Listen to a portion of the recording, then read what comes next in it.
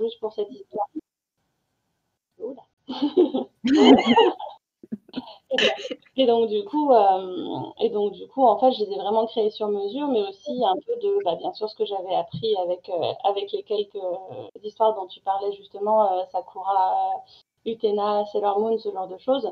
Pour moi, j'ai l'impression que les gens voient quand même des clichés, donc généralement avec un personnage féminin plutôt avec des critères féminins comme on les dit aujourd'hui, et une deuxième un peu plus dure, un peu plus encore avec des termes que j'aime pas trop, mais garçon manqué, hein, on va dire. Et c'est vrai que je les ai réutilisés et je me suis demandé à ce moment-là si c'était parce que je les avais intégrés ces codes ou parce que juste en fait ces personnages m'étaient venus comme ça. Voilà. Mais donc c'est vraiment. Et, Dis-moi. non, vas-y, sinon j'allais te poser une question. Ah, vas-y, vas-y. Non, mais ce que je veux dire, c'est que tu dis, en effet, souvent on voit le personnage féminin, elle fait le personnage masculine, on va dire entre guillemets. Mais du coup, est-ce que toi, en tant qu'illustratrice, tu aurais envie de t'en affranchir? Moi, en fait, c'est surtout que je réfléchis pas les persos comme ça. En fait, je les réfléchis comme des personnes. Et c'est vrai que du coup, il se trouve qu'elle avait un caractère, un sacré caractère. Ça ne voulait pas dire que je forçais le trait particulièrement, en fait. Juste, j'avais un personnage avec un caractère qui avait besoin d'être apaisé et un autre personnage qui était plutôt l'apaisant, entre guillemets. Et il se trouve que c'était une histoire lesbienne, mais en fait, ça aurait pu très bien marcher pour n'importe quel type de couple, en fait, je pense. Je sais pas, c'est ton histoire? Oui. Je pense qu'il y a beaucoup de gens qui savent ici, quand on écrit des histoires, souvent les personnages s'écrivent un peu d'eux-mêmes. Donc on suit un peu leur évolution. Bien sûr, on l'écrit, mais moi, je fonctionne un peu comme ça au feeling, en fait. Du coup, tu aurais envie d'en écrire d'autres? Ouais. Mais du coup, peut-être que maintenant, je réfléchirais plus à ça et à voir si, en fait, c'est un choix conscient ou inconscient et est-ce que j'ai envie de répéter ça ou d'essayer de trouver d'autres solutions, etc. Mais c'est vrai que jusqu'ici, c'était pas particulièrement conscient, en tout cas, comme choix. D'accord. Alors, je faisais juste un petit tour sur le chat pour voir s'il y avait d'autres questions. Et je n'ai rien. Ok. Donc, du coup, hop. Désolée, hein, pas très.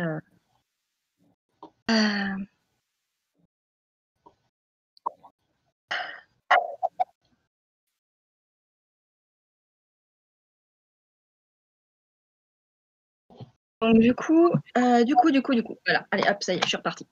Donc du coup en FF, en effet, on a vu qu'il y avait le caractère. C'est vrai qu'il ressort souvent un personnage du coup plus féminin que le second, souvent plus coquette aussi. Et du coup, la question va se poser à nos amies autrices. Au niveau du FF, est-ce que vous prenez ces codes en considération ou pas du tout? Est-ce que vous en affranchissez totalement? On peut se lancer.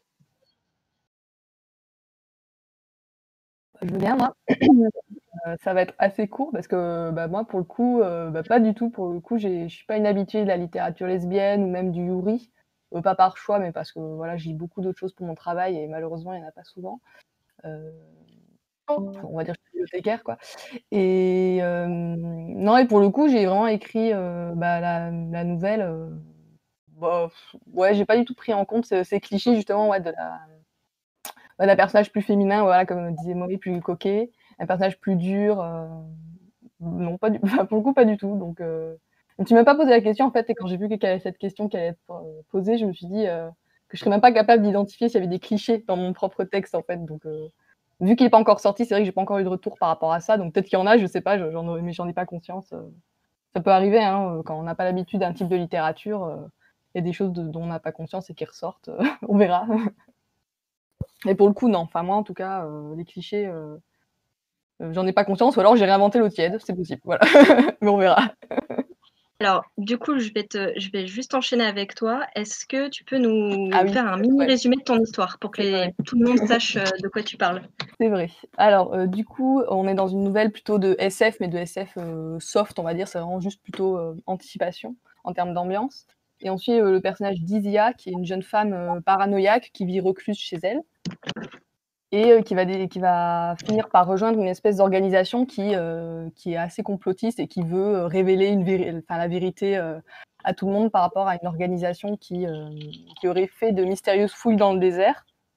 Et elle se retrouve finalement à garder une espèce de colis chez elle, un colis à taille humaine, voilà, qui renferme vraisemblablement quelqu'un. Voilà, elle doit le garder chez elle. Voilà, bon, j'en dis pas plus parce qu'après, il y a des petits retournements de situation. Mais voilà, donc c'est ça l'histoire en gros.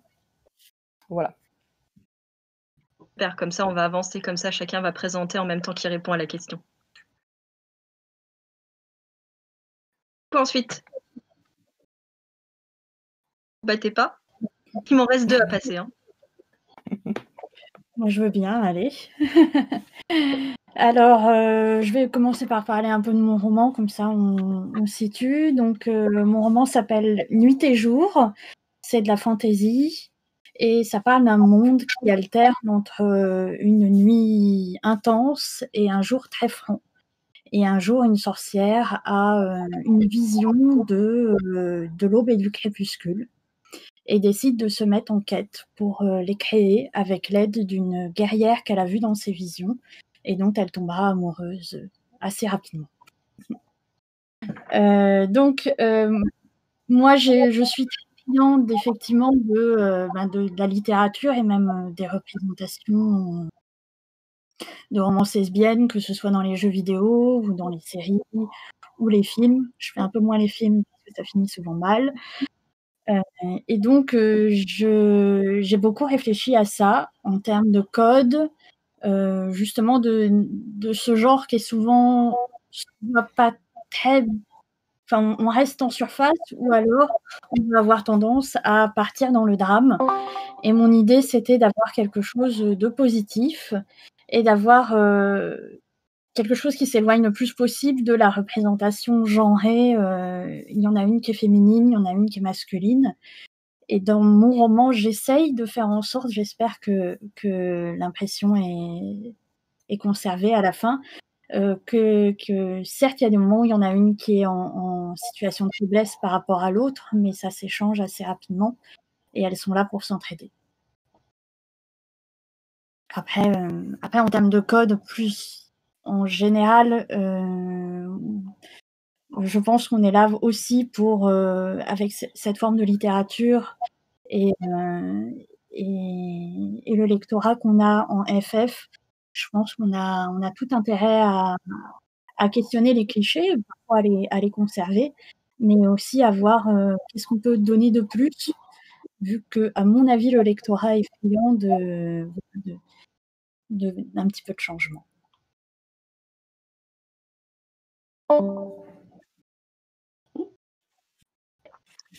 Qui n'a pas parlé. Donc c'est à mon tour. Donc ma nouvelle. C'est ton tour. Pardon? Ton tour, par contre, moi je t'entends de très loin. Moi aussi. Est-ce que vous m'entendez mieux comme ça?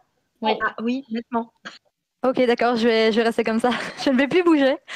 Donc ma nouvelle, Vile, donc c'est une romance lesbienne dans un univers de science-fiction de type super-héros.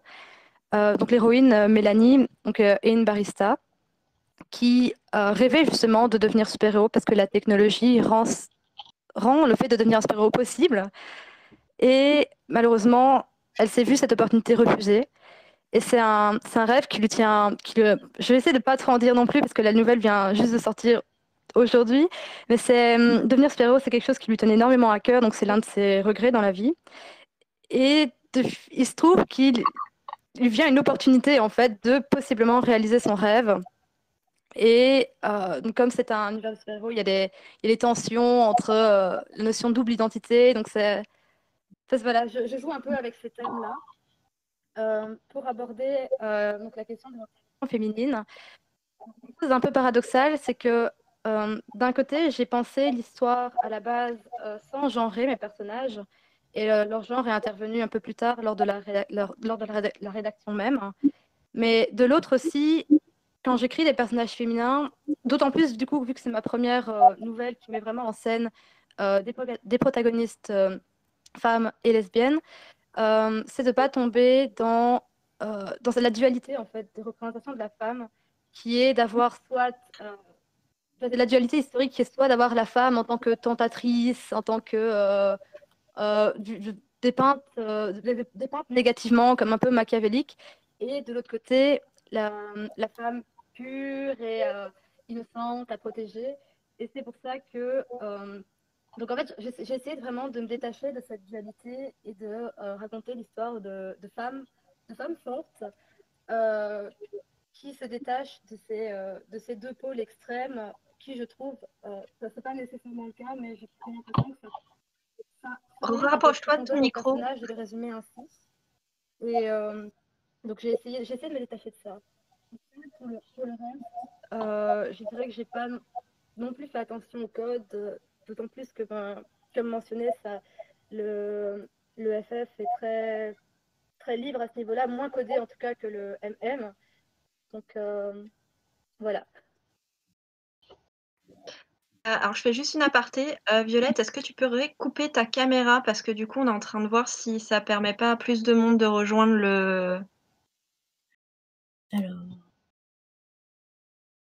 Voilà, je sais pas après si ça va... Bon, on a tous éteint, on verra si ça débloque des choses. Merci, Eline. Du coup, tu viens de lancer une question... Enfin, la suite de la question. Là, on a parlé des codes FF, donc du coup à mettre dans les romans, mais du coup au niveau de l'image de la femme, tu en as parlé, la femme pure, la femme. Est-ce que vous prenez en compte justement quand vous écrivez ou dessinez le regard qu'on a en fait sur les femmes? Est-ce que vous le prenez pour essayer de casser ce regard très, on va dire, patriarcal sur la femme et ce qu'elle est, pour en faire du coup des héroïnes peut-être plus fortes ou qui sont justement, on va dire, à l'opposé de ce qu'on a l'habitude de trouver dans les romances plus classiques qu'on trouve en fait dans tous les autres genres, quoi.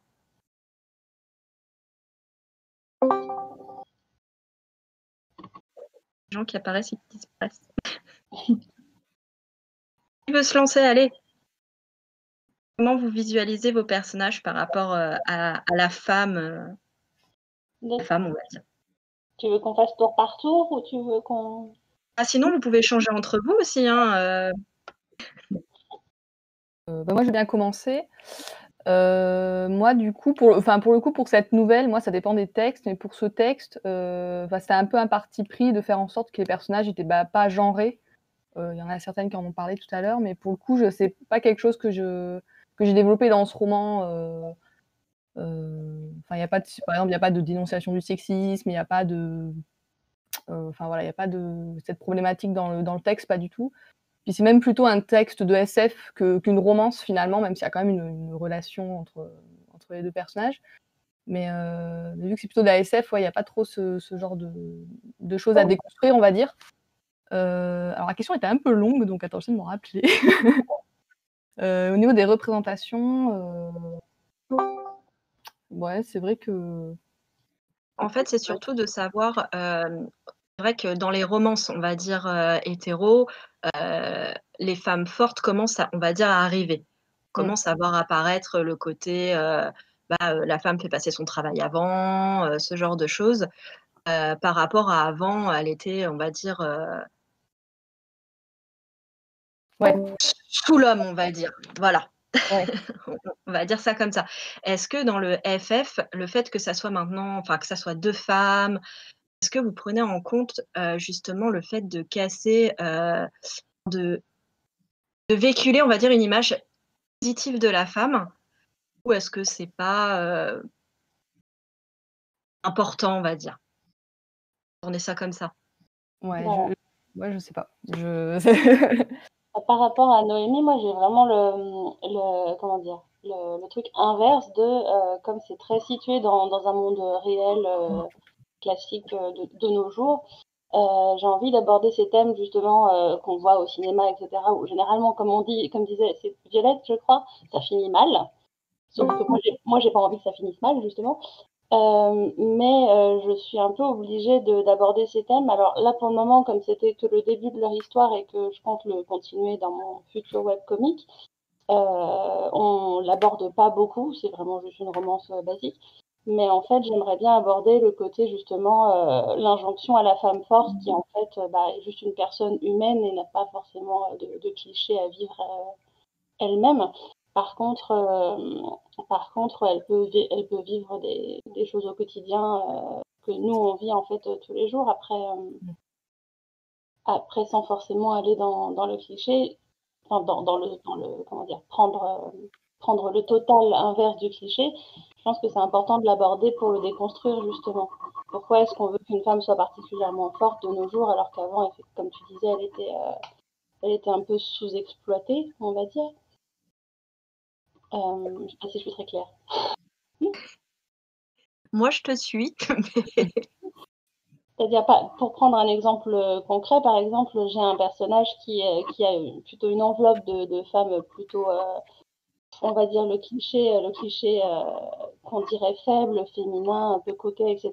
Mais en fait, c'est pas parce que c'est un cliché on doit pas l'utiliser et l'expliquer, entre guillemets, et raconter tout ce que ça a aussi de richesse derrière, parce que qu'est-ce que c'est que la force au final? Les femmes fortes qu'on voit dans les jeux vidéo, c'est juste qu'on leur montre pas leurs sentiments, qu'on les fait dures, etc.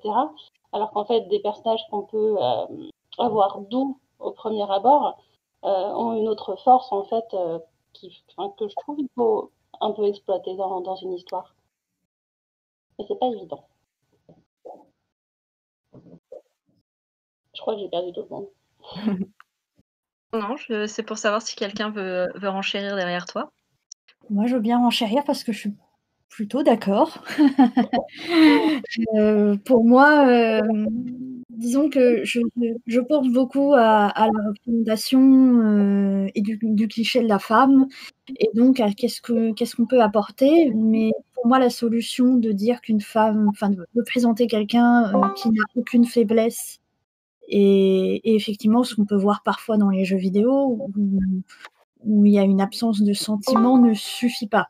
Parce que je suis convaincue que la force de quelqu'un est aussi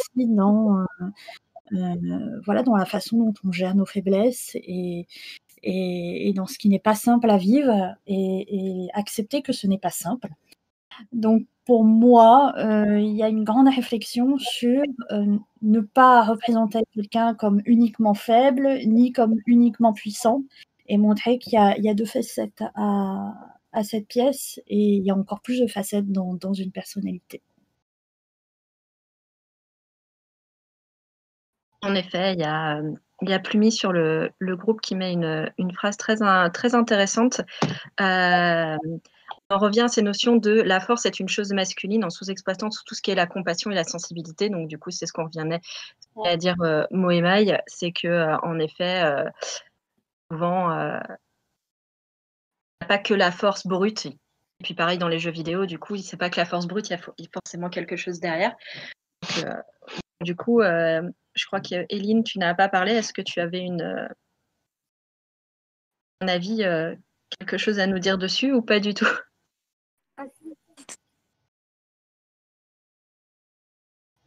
On t'entend pas. On t'entend toujours pas. Allô? Non, ça coupe.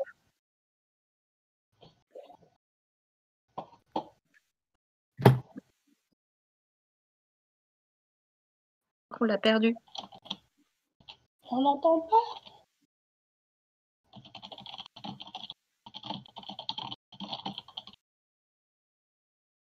On l'a perdu pour toujours. Ah, elle arrive, elle arrive. Ouais, c'est exactement ce que je voulais dire, mais qu'effectivement, par exemple, le personnage qui est représenté comme faible, entre guillemets, s'appelle Mia dans ma BD. exerce un métier qui est pas évident et où elle doit faire preuve de beaucoup de compassion, etc. Et c'est là où on voit qu'un cliché peut être complètement faux en fait et faire mal à une représentation déjà. Mais c'est pas évident à mettre en œuvre, surtout en BD où comment dire, c'est assez court au final comme place pour s'exprimer, ou alors il faut faire 500 pages là-dessus. C'est un peu compliqué. Est-ce que vous m'entendez à nouveau? Ah, ça y est, elle est revenue. T'entends? Oui, je suis là. Vas-y. Du coup, je n'ai coupé personne en intervenant? Non, vas-y. Ok, voilà. Je disais justement, oui, c'est un peu compliqué justement avec les tours de rôle, mais je suis tout à fait d'accord avec ce qui est dit. C'est un peu le stress et le fait que ça soit vocal comme ça qui me fait résumer ma pensée à quelque chose de peut-être un peu plus essentialiste. Mais je suis tout à fait d'accord avec le fait que la force soit pas justement ce stéréotype de la personne sans sentiment, qui a juste peut-être même de la violence brute et que l'empathie, la sensibilité sont tout aussi, autant de force. Et c'est un peu... la force que je montre, c'est un peu l'union de ces deux forces sans en dénigrer aucune. C'est justement, en fait, c'est cette multitude de facettes, comme ça a été si bien dit, qui reflètent tous une part de la force qui fait le personnage. Et c'est vrai que la femme forte s'est soumise à controverse. Mais je pense que c'est intéressant de montrer que la force de chacun, au final, se manifeste d'une manière différente et de manière différente au sein d'une même personne. Tu as tout à fait raison. Le fait de dire n'en dénigrer aucune, c'est vraiment intéressant parce que du coup, on a tendance à opposer les deux, alors qu'en fait, les deux sont tout à fait valables. Oui, voilà. Fait. Du coup, sur le chat, on dit quelque chose d'intéressant. On dit le terme femme forte, au final, est assez gênant. On n'a jamais parlé d'homme fort. Tout à fait, oui. En effet, est vrai, mais comme on parle souvent de femmes avec de l'empathie et tout, et que du côté du MM, dès qu'un homme a de l'empathie ou quoi que ce soit, dire que les codes et les clichés sont un petit peu partout et ont un peu du mal à être balayés à coups de pied. Donc du coup, on est d'accord pour dire que en tout cas, les personnages féminins actuels sont aussi là pour montrer des facettes de leur personnalité et montrer qu'elles sont juste, au final, que tous les personnages sont juste humains avec leurs faiblesses comme leurs qualités, quoi. Et je sais pas vous, mais plus ça va, plus dans les jeux ou dans les dessins animés, etc., plus j'ai l'impression que c'est moins cliché, justement. Je veux pas dire lesquels parce que j'ai envie de spoiler personne, mais récemment, je regardais un stream d'un jeu où je trouvais que les personnages étaient vraiment écrits comme des vraies personnes et plus du tout comme des stéréotypes de femmes fortes ou ce genre de choses. Disons que les femmes rentrent, on le voit, que ça soit dans la littérature générale ou pas, on voit que la femme reprend plus de place dans les récits, là où elle était parfois délaissée à du romantique pur, quoi. Et la femme lesbienne, surtout, qui est une nouvelle chose. Et du coup, oui, parce que c'est toute une littérature à faire évoluer aussi, parce que c'est vrai que la littérature lesbienne était très maintenant commence à se diversifier, mais au début c'était très contemporain, avec beaucoup de récits plus de vie que au final d'aventure, de fantaisie, de science-fiction, ou alors il y avait des personnages lesbiens au niveau d'un monde en fait.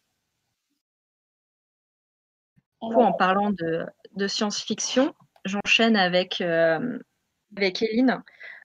Tu as écrit sur l'univers des super-héros. Donc il y a un univers quand même très masculin, même si on commence enfin à parler réellement des héroïnes. Comment tu as repris D'où est venue l'envie et l'idée d'écrire des personnages féminins? Parce que tu nous as dit au début, si je dis pas de bêtises, que tu ne savais pas encore quel genre leur donner, je crois. Si j'ai suivi les avatars qui parlaient. Et du coup, comment t'es venue pourquoi des femmes?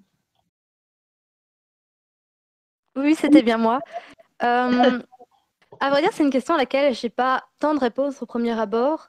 Je pense en fait que c'est parce que c'est contradictoire, mais j'aime beaucoup les univers de super-héros et en même temps, je ne lis pas beaucoup, je ne regarde pas beaucoup dessus. Parce que j'ai cette tendance à peut-être ne pas m'y retrouver tant que ça. C'est vrai que cette tendance commence à changer progressivement, mais malgré tout, c'est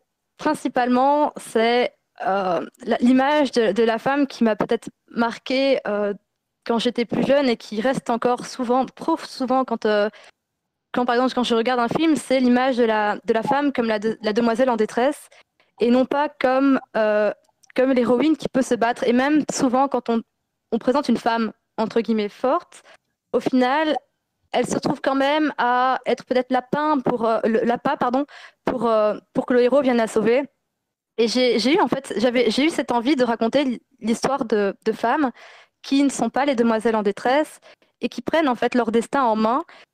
Et tout en gardant, donc j'ai gardé beaucoup de codes de l'univers de super-héros, notamment, euh, je ne sais pas trop comment ne pas trop spoiler, mais apprendre à maîtriser un pouvoir, l'idée d'avoir un acolyte, de gérer une double identité, et malgré tout, j'ai voulu introduire, parce qu'au final, la science-fiction, bien que très présente, à mon sens, passe un peu en second plan par rapport au côté humain, c'est vraiment, je me suis centrée sur le personnage et sur le vécu de mon héroïne, Mélanie. Euh, et à un moment donné, je me suis questionnée en me disant, est-ce que c'est parce qu'au final, j'ai décidé d'écrire sur des personnages féminins que mon histoire a pris un tel tournant, mais quand j'ai regardé mes brouillons de premier temps, quand les personnages n'avaient pas encore de genre, euh, l'histoire était déjà censée avoir ce self-focus. Donc je ne sais pas si au final c'est mes propres biais qui ont fait que je me suis tournée vers des héroïnes, à la fois pour briser un peu l'image des super-héros et à la fois parce que mes héroïnes manifestent des traits de femmes fortes, mais dans le sens de l'empathie et tout ça. C'est une question à laquelle j'ai pas de réponse. Je sais pas, enfin, je sais qu'on a tous des biais et que je suis biaisée, donc je ne connais pas l'étendue de mes biais. Euh, Mais malgré tout, je suis contente d'avoir choisi des personnages féminins et d'avoir pu ainsi les mettre en avant au travers de leurs super aventures. Je ne sais pas si j'ai répondu à la question au final. Si tu as ton point de vue, tu as ton point de vue à toi de pourquoi tu les as créés. Après, tu sais, il n'y a pas de bonne ou de mauvaise réponse en fait. C'est à ça que vient l'imaginaire, c'est qu'on garde quand même.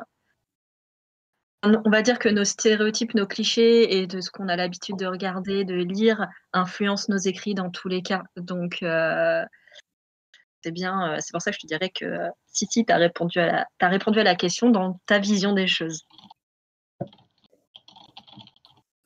Alors, du coup, je passe à Noémie.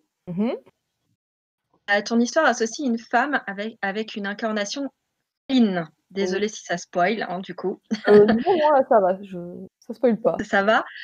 On a souvent des comparaisons déplacées entre féminité et sexualité. Comment tu as abordé la chose?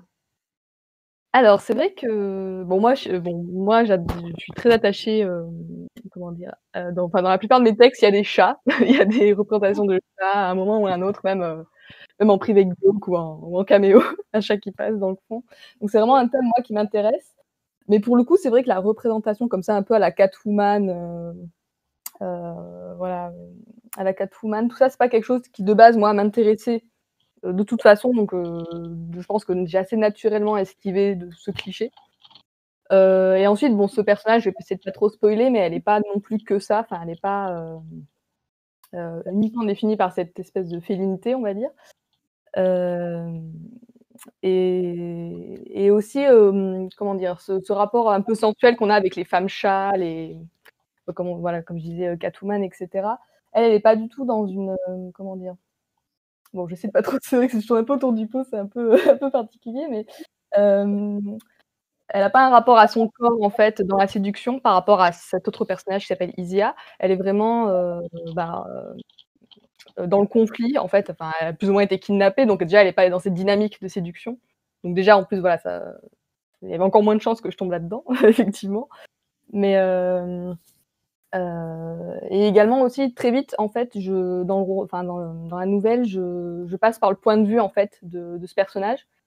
Voilà, par son intériorité, son raisonnement, et cetera. Et je pense aussi que ça aide un peu déjà aussi à évacuer cette dimension tout de suite, oui, tout de suite dans la séduction féline, ronronnante, voilà. Voilà, je pense que j'ai un peu fait le tour, mais voilà. Mais en tout cas, à la base, c'était pas du tout mon intention de toute façon. Donc je pense que de toute façon, j'ai esquivé ce cliché. Et elle est dans une félinité plus brute, en fait. Elle est vraiment plus dans le conflit. Voilà, elle est plus du genre à hisser qu'à ronronner, en fait. Voilà, qu'à feuler, qu'à ronronner. Donc de toute façon, elle n'est pas tombée là-dedans, je pense.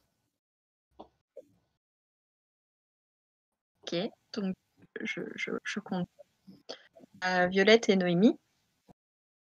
Vous mettez en scène des personnages qui semblent avoir rejeté le monde et un peu ses codes, on va dire. En règle générale, c'est encore dans un code très masculin. On voit beaucoup chez les hikikomori, donc ces personnes qui restent très fermées chez elles, dans une autre réalité, on va dire.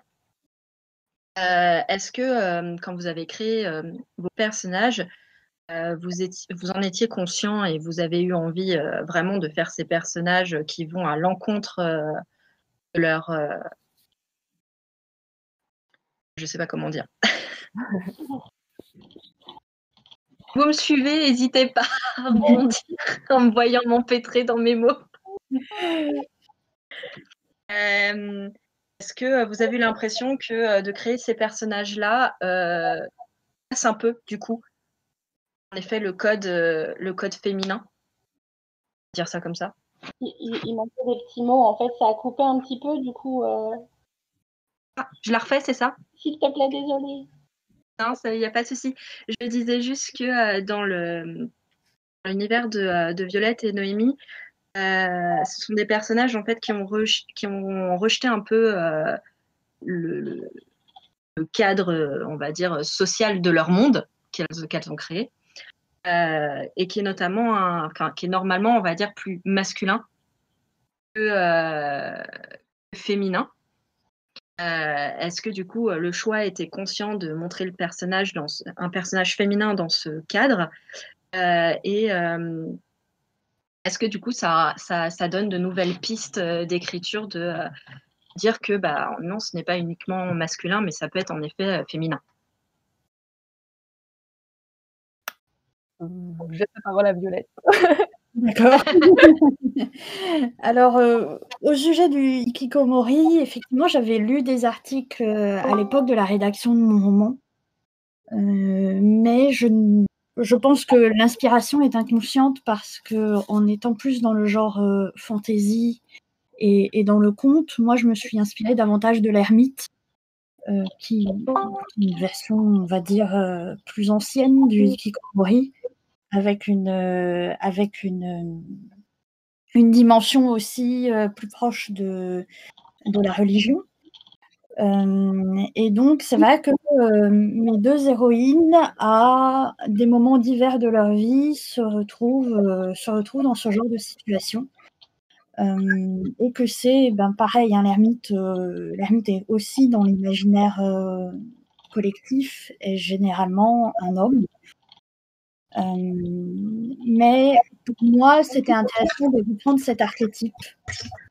Et c'était conscient de jouer avec cette image et de montrer que non, un personnage féminin peut aussi se retrouver en marge de la société ou se mettre de soi-même en marge parce que la société ne l'accepte pas ou ne lui convient pas. Et je pense aussi que c'est une façon de montrer des personnes qui sont capables de poser des limites, quel que soit leur genre. Enfin, pour moi, ce genre de décision, c'est vraiment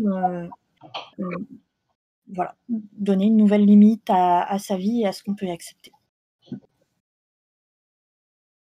Ok, bon moi du coup, alors moi pour tout avouer en fait, mais ce qui est ce qu'il dit dans le chat là est super intéressant justement sur le fait d'être concerné par le sujet, d'écrire justement, de se mettre la pression pour écrire des personnages voilà, par rapport à son orientation, etc. C'est super intéressant.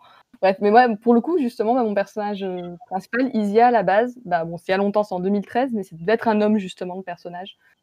Donc, bon, alors, par contre, depuis, ça n'a plus aucun rapport, l'histoire même, etc. Mais c'est vrai que, bon, déjà, c'est vrai que ça, je pense, ça a peut-être influencé inconsciemment cette thématique, justement, qui effectivement est plutôt rattachée aux hommes, justement, oui, des geeks, oui, de cette vision des no-life, entre guillemets, voilà, qui restent enfermés chez eux. C'est vrai qu'hikikomori, je connaissais pas ce terme avant. Et après, quand j'ai repris la nouvelle, par contre, c'est vrai que c'est l'autre personnage, donc cette fameuse femme chat, etc. Quand j'ai construit le personnage principal d'Isia, je l'ai plutôt construit par rapport à elle, en fait. Et du coup, je me suis vraiment posé la question, quel est le type de personnage qui serait le plus susceptible, en fait, d'être embarqué dans une histoire, en fait, qui la dépasse comme ça. Et pour moi, ça me paraissait évident que ce serait un personnage reclus, un peu exclu du monde, qui s'auto-exclut du monde. Voilà, donc elle s'est vraiment construite par rapport à elle. Donc c'est pas dans une volonté de casser les clichés, mais je pense que c'était le choix de protagoniste le plus logique, en fait, pour la nouvelle, en fait. Et après, le personnage, évidemment, j'ai développé, voilà, je l'ai développé, etc. Mais voilà, moi, ça s'est fait dans ce sens-là, en fait. Ok. Du coup, sauf si quelqu'un a quelque chose à rajouter sur cette question-là, je pense qu'on va partir sur le débat qu'il y a sur le chat. Du coup, je vais vous poser la question. Vous, en tant qu'autrice, illustratrice, voilà, est-ce que vous vous mettez la pression en écrivant? Est-ce que vous vous donnez un but militant? Pas du tout. Oups. Non, mais moi, je trouve que c'est une très bonne question surtout actuellement, on va dire, dans les grands débats actuels qu'il y a surtout sur le MM, on va dire, parce qu'il est plus représenté que le FF en France et sur les réseaux, où justement il y a une grande critique sur qui est légitime d'écrire quoi. Du coup, je vais lancer le débat sur le FF. Est-ce que vous vous sentez légitime? Est-ce que vous écrivez avec un but militant? Pas du tout. Est-ce que vous avez juste envie d'écrire pour le plaisir? Est-ce que vous critiqueriez des personnes qui, on va dire, ne sont pas concernées? Voilà, c'est ça, concernées ou pas du tout? Enfin, quel est votre point de vue, on va dire, artistique sur cette question? Tu veux qu'on fasse un tour? On fait comment? Mais vous faites comme vous voulez. Si vous avez envie de débattre entre vous, allez-y. Et c'est plus difficile, surtout que quand on parle, j'ai l'impression qu'on n'entend pas les autres. De quoi? Attends, je t'ai mal entendu. Je disais que quand on parle, j'entends plus les autres, donc ça se trouve, on se coupe la parole, c'est pour ça que je demandais. Ah non, enfin moi j'entends toujours des voix en écho quand ça coupe, donc tu veux y aller, vas-y. N'hésitez pas à me dire si je coupe la parole, parce que j'entends qu'une personne à la fois, moi, quand ça parle. Du coup, pour ma part, on va commencer. Clairement, la pression, je me la mets tout le temps, et pas que pour ça, parce que en tant qu'autrice, etc., j'ai toujours l'impression d'avoir un rôle à jouer, alors qu'en fait, pas forcément, mais c'est comme ça que ça marche.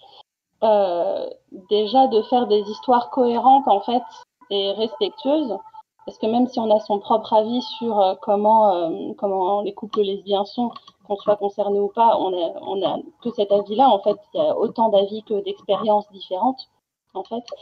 Donc du coup, j'ai toujours peur de nier un petit peu l'expérience d'autres personnes, ou que d'autres personnes se sentent blessées par certaines façons que j'ai d'aborder les sujets. Et puis effectivement, il y a le côté aussi, comme il y a si peu de littérature, enfin pour ma part, il y en a très peu qui me plaisent, parce que j'ai l'impression de me reconnaître dans très très peu. Du coup, comme il y en a très peu, je me mets un peu la pression de faire obligatoirement quelque chose de bien, encore plus, j'ai l'impression. Pas forcément cliché, et qui explique les choses, et qui nie pas les identités des gens. Puis en plus, moi, je suis bi et j'ai pas forcément, par exemple, je suis blanche. Donc, est-ce que je peux écrire effectivement l'histoire de personnages noirs enfin, c'est des sujets très très vastes en fait. Et du coup, juste à ma hauteur, je trouve ça super important de faire au moins attention. C'est tout ce qu'on peut faire en fait. Faire attention de bien se renseigner si jamais il y a des choses qui nous concernent pas. Moi, personnellement, ça me vexe pas quand quelqu'un qui n'est pas concerné prend la parole sur le sujet en BD ou en livre, etc., tant que la personne le fait bien, en fait. C'est facile de voir la différence entre quelqu'un qui a juste envie d'écrire et qui va même pas chercher, en fait, je sais pas, faire des recherches, par exemple, et quelqu'un qui fait vraiment attention à la représentation qu'il aborde. Après, on va dire que c'est le propre de l'artiste-auteur en général, c'est d'essayer quand même de connaître un minimum son sujet. Quand on veut pouvoir écrire, c'est quand même un petit peu mieux, même si bon, connaître la vie des dragons, des licornes et des vampires, c'est un peu compliqué. Oui, mais au-delà de ça, par exemple, bon, je vais prendre un gros cliché, mais par exemple, un auteur masculin qui a juste envie de se faire plaisir n'aura pas, enfin, il n'ira pas faire les mêmes recherches, il n'abordera pas forcément la chose de la même façon, en fait. Il sera plus dans la complaisance et peut-être même un peu le fantasme, voire beaucoup, que dans l'envie de raconter une histoire vraie. Il y a beaucoup d'auteurs, en fait, qui s'en foutent que ce soit vrai ou pas, en fait. Et c'est vrai qu'en tant qu'auteur LGBT, bi, lesbien, peu importe, en fait, j'ai l'impression effectivement, on se rajoute une pression supplémentaire. Que comme disait, je crois, Marlar tout à l'heure dans le chat, les hommes cis blancs ne se mettent pas du tout. Oui, tout à fait. C'est ce qui vient d'être mis. Ah bah tiens, elle vient de le redire, effectivement. Mais ouais, du coup, moi, c'est pour ça aussi que je fais aussi attention à mes personnages féminins quand je les dessine en couple lesbien, c'est que bah, j'ai peur de faire de la merde, comme tout le monde, et que ça ait un effet néfaste en fait sur la communauté LGBT en général, en fait. Je sais pas si je suis la seule, je pense pas.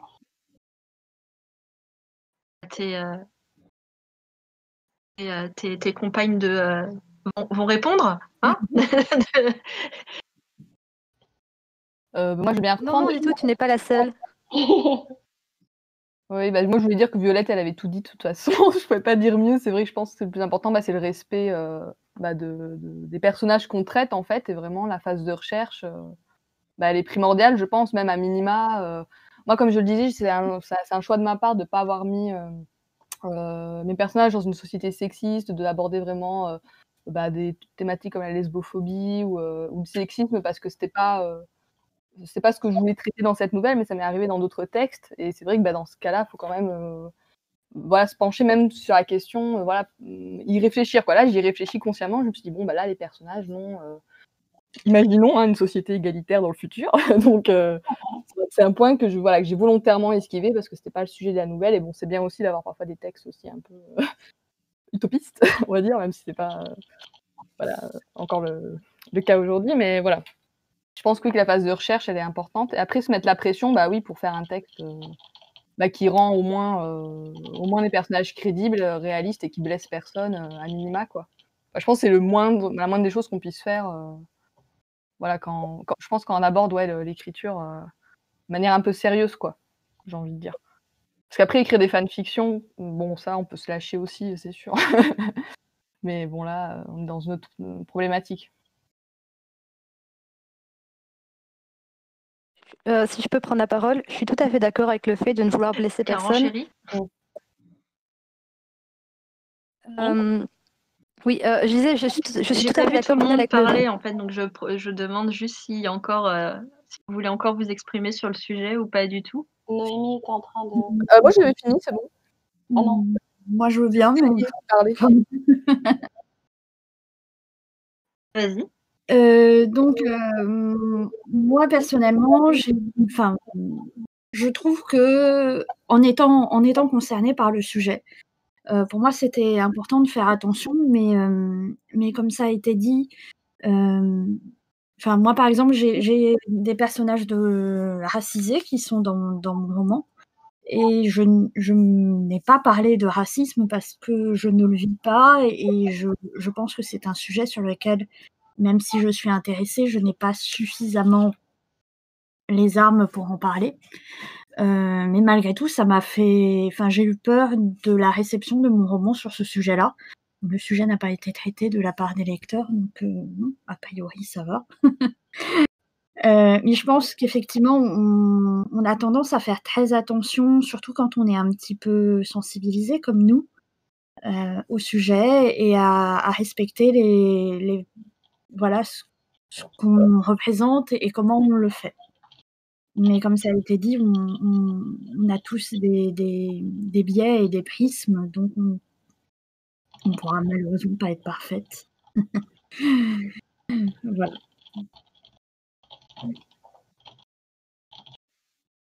Qu'il y a du coup, si personne veut continuer sur le sujet ou quoi que ce soit, est-ce que vous avez des questions dans le chat à poser aux auteurs ou pas du tout? Je vois plein de monde qui écrit, mais je vois pas de questions.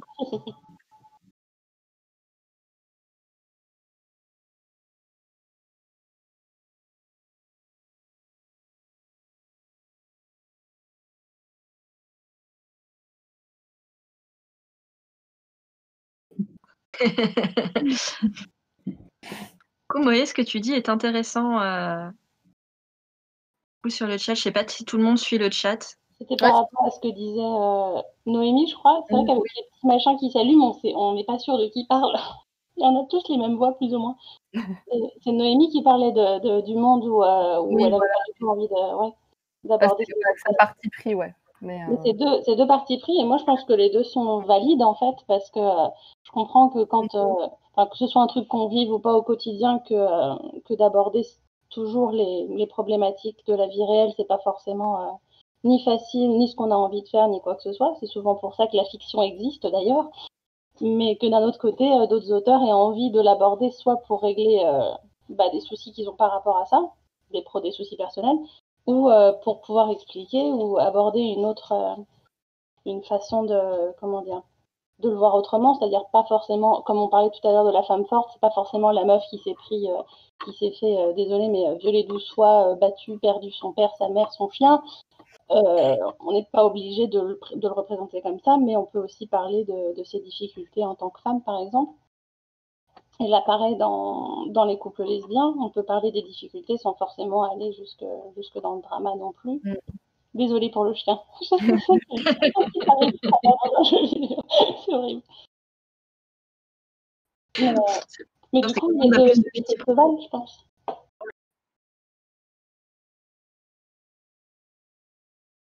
Je pense aussi, non, c'est parce que du coup, j'ai trouvé que c'était intéressant parce que moi, j'ai dans mon entourage quelqu'un qui a fait cette réflexion à un moment sur un livre, bon, pour le coup, elle-même, et qui disait, elle avait trouvé ça, en fait, le personnage, on ne savait pas s'il était, au début du livre, on ne sait pas en fait s'il était homosexuel, puisqu'il était avec une femme au début. Il n'est pas dit clairement qu'il est bi. En fait, c'est jamais abordé, on sait juste qu'il a été marié avec une femme. Et elle trouvait... en fait, sa réflexion, c'était « Ouais, mais on nous dit pas. Au final, on ne sait pas s'il est bi ou s'il est homo. Lorsque l'autre personnage l'embrasse, en fait, il y a pas de... on le cale pas dans une case. » Ouais. Donc, du coup, c'est vrai que la vision où on ne veut pas aborder on crée des personnages et puis ils vivent leur vie, on va dire, sans les ranger dans des cases forcément. Je trouve que c'est vrai que c'est quelque chose qui... alors, à mon sens, à moi, est super. Je vois pas enfin, on est déjà assez de cases pour pas avoir besoin, des fois, dans certaines aussi, de devoir mettre aussi les personnages dans des cases. Mais du coup, c'est vrai que dès qu'on veut aborder un sujet, soit sur le coming out, soit sur des parents, sur l'homophobie ou tout ça, quelque chose où du coup, on va être beaucoup plus, où on va avoir plus de mal à sortir, on va dire, des âneries, entre guillemets, quoi. Après, il y a plusieurs façons de le faire. Ça me fait penser à Light Novel, Heartstopper, qui est du boy love aussi, où du coup, il y a aussi des couples lesbiens, il y a aussi des personnages trans, il y a beaucoup de personnages de la communauté LGBT. Et en fait, l'autrice Alice Oseman aborde tous ces points-là, donc tous les points difficiles que les personnes LGBT peuvent traverser, mais de façon beaucoup plus douce et moins dramatique que ce qu'on peut voir dans beaucoup de romans et de choses comme ça. Il y a un genre d'entre-deux, en fait, entre ne pas en parler du tout, mais en parler quand même, mais pas de façon horrible, quoi. Je sais pas s'il y a d'autres personnes qui ont un entre-deux comme ça parmi les invités ou... Oui, pour moi, j'aime bien quand les choses sont dites. En fait, j'ai l'impression qu'on n'est pas encore arrivé au stade où elles sont suffisamment représentées pour qu'on puisse survoler. Après, ça dépend de la façon dont c'est fait. Donc, je ne critiquerai pas non plus si quelqu'un qui décide de ne pas le faire. Mais là, c'est vraiment un avis de lectrice plus que d'autrice. Et c'est vrai, comme c'est dit sur le chat, que la communauté de la bisexualité est très très peu représentée, donc j'aime bien quand on voit le mot apparaître. Ouais.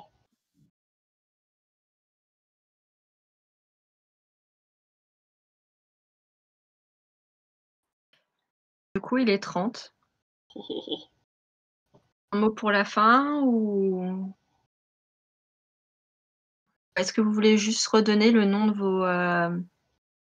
vos titres, juste redire pour ceux qui sont arrivés en cours de route, juste redire votre nom, où vous êtes si vous êtes présent sur un stand, pas un stand, en quoi vous retrouvez pour vous lire. Tac. Lire le mot de la fin. Qui commence? Je peux commencer. Bah moi je suis désolée, hein, c'est toujours toi qui commence, alors vas-y.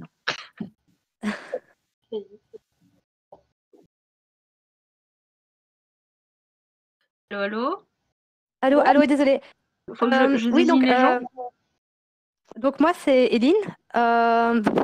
Donc j'ai parlé de littérature lesbienne notamment par rapport à ma nouvelle Vile. Vous voulez pas? Sinon je coupe tout. Hein. Vous ne m'entendez pas? Si moi je t'entends, Eline, vas-y.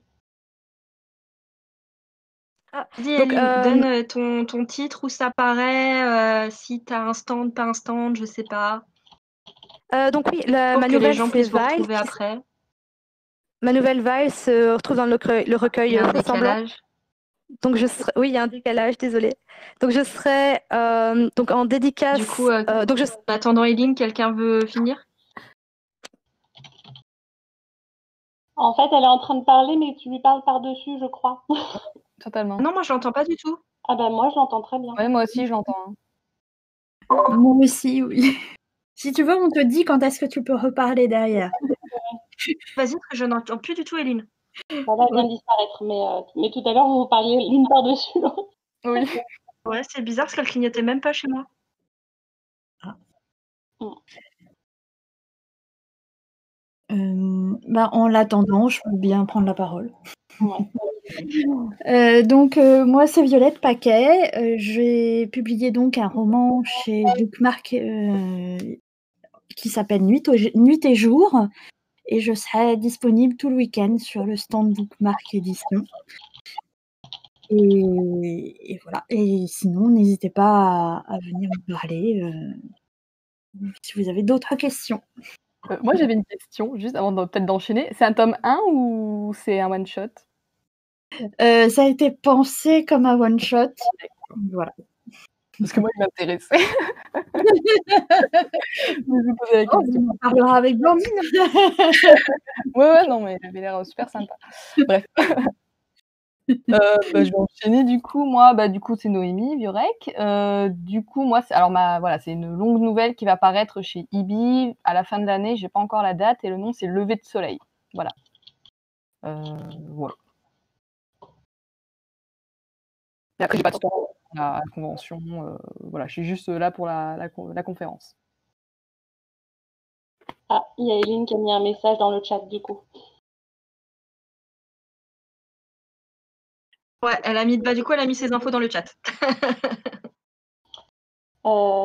Puis du coup, il reste moi. Du coup, moi, c'est Moemaï et je suis tout le week-end là sur le salon. J'ai mon stand qui s'appelle Moemaï. C'est super facile à retenir comme ça. Mes BD dont j'ai parlé là pendant la discussion sont en vente sur ma boutique, donc on peut les acheter directement. Et le couple lesbien principal là dont je parlais sera aussi présent dans mon futur webcomic Constellation. Je mettrai les liens et tout sur mon Discord. Tiens, ce sera plus facile. En tout cas, merci beaucoup.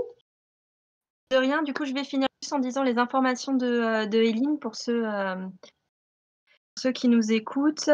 Donc, elle sera en... Alors, je vais vous lire ce qu'elle a écrit, ça va être plus simple. Donc, elle doit nous laisser, malgré le souci technique, car un autre créneau horaire de dédicace sur la nouvelle Timide dans le recueil félin.